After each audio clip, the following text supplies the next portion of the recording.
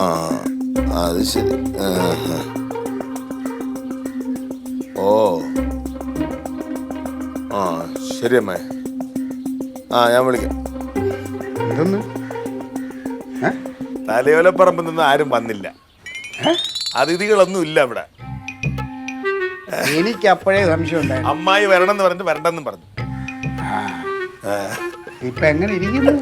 ഇത് സംഭവം വേറൊന്നല്ല. ഇത് തിളപ്പിച്ചു കൊടുക്കാനും അവിടെ ഊറ്റി കൊടുക്കാനൊക്കെ പറഞ്ഞാൽ അമ്മായി കേൾക്കൂല. അമ്മായി ചെറുക്കിട്ട് കുത്തും.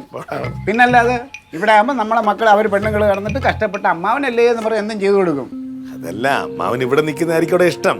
നമ്മളൊക്കെ ഇഷ്ടം, ഈ തറവാട് ഇഷ്ടം, ഇവിടുത്തെ മണം. എടാ സംഗതിയൊക്കെ ഇഷ്ടവും കാര്യമൊക്കെ ശരിയുണ്ട്. അങ്ങനെ അന്നാണ് ഒരു കല്യാണം കഴിച്ച ഒരു പെണ്ണും പിള്ള അവിടെ ഇരിക്കുന്നത്. അവിടെ പോയിട്ട് അവരതൊക്കെ ഉണ്ടാക്കി കൊടുക്കട്ടെ.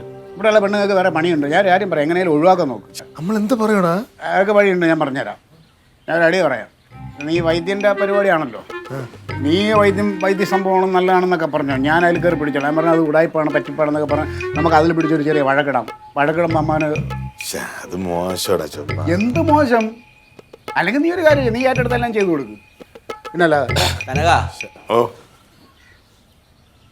3 മണി ആവാറായി. എനിക്ക് ധ്യാനത്തിന് ഇരിക്കണം. പിന്നെ ഞാൻ ധ്യാനത്തിന് ഇരിക്കുന്ന സമയത്ത് ബഹളവും കച്ചറൊന്നും പാടില്ല. സൈലൻ്റ് ആയിരിക്കണം. ഒരു കുപ്പി വെള്ളം റൂമിലേക്ക് വെക്കും. അല്ലടാ, നീ ആ കുമ്പളങ്ങ കഷായാലും വെള്ളം കൂടുതലാണല്ലോ. അത് എത്ര സമയം നീ തിളപ്പിച്ചേ? അമ്മ പറഞ്ഞ പോലെ തന്നെ 15 മിനിറ്റ് തിളപ്പിച്ച്. എടാ 25 മിനിറ്റ് തിളപ്പിക്കണത്. അത് 1/2 ഗ്ലാസ് വെള്ളമാവണം. വെറുതെ അല്ല അത് വെള്ളം കൂടുതൽ. ആ പിന്നെ 6 മണിക്ക് കുടിക്കാനുള്ള ഒരു പൊടി തന്നിരുന്നില്ലേ കഷായം കലക്കാൻ? അത് 1 മണിക്കൂർ തിളപ്പിക്കണം, അരമണിക്കൂറല്ല. 3 ഗ്ലാസ് വെള്ളം വറ്റി 1 ഗ്ലാസ് ആവണം കേട്ടോ. ആ അതൊക്കെ പത്തിയാണേ, അത് കറക്റ്റ് തെറ്റിക്കാൻ പാടില്ല. അതാ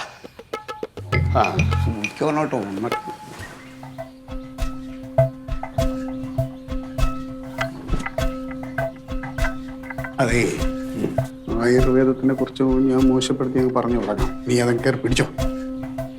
നോക്കാം എന്താണ് അത് നോക്കട്ടെ.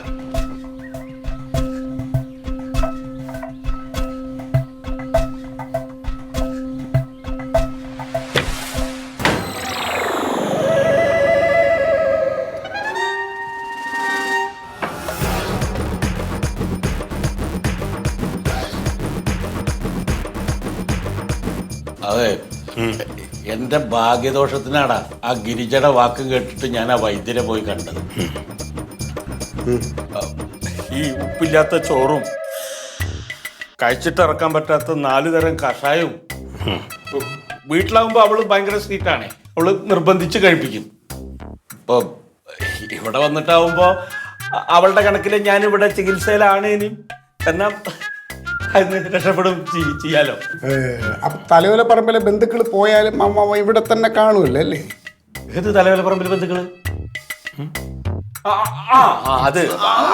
അതായത് അവരവിടെ ഉള്ളത് കൊണ്ടാണല്ലോ ഞാൻ ഇവിടെ വന്ന് അവള് കൂടെ വരാത്ത. അതിനവരവിടെ ഇല്ലല്ലോ. വന്നില്ലല്ലോ. ഇല്ലല്ലോ. അല്ല അവര് അവിടെ പതും പൊളിഞ്ഞ് എല്ലാം ഒന്നടിക്കണം. ഒരെണ്ണം അടിക്കണം. ധ്യാനത്തിന് പോകുന്നല്ലേ? ഒരു ചെറുതാവാ. നിനക്ക് ഒരെണ്ണം വെക്കും. എനിക്കമ്മ അവന്റെ ചെറുതും വേണ്ട ഒന്നും വേണ്ട. മറ്റേ ഒരു വലുതൊഴുകി കഷായം മതിയോ?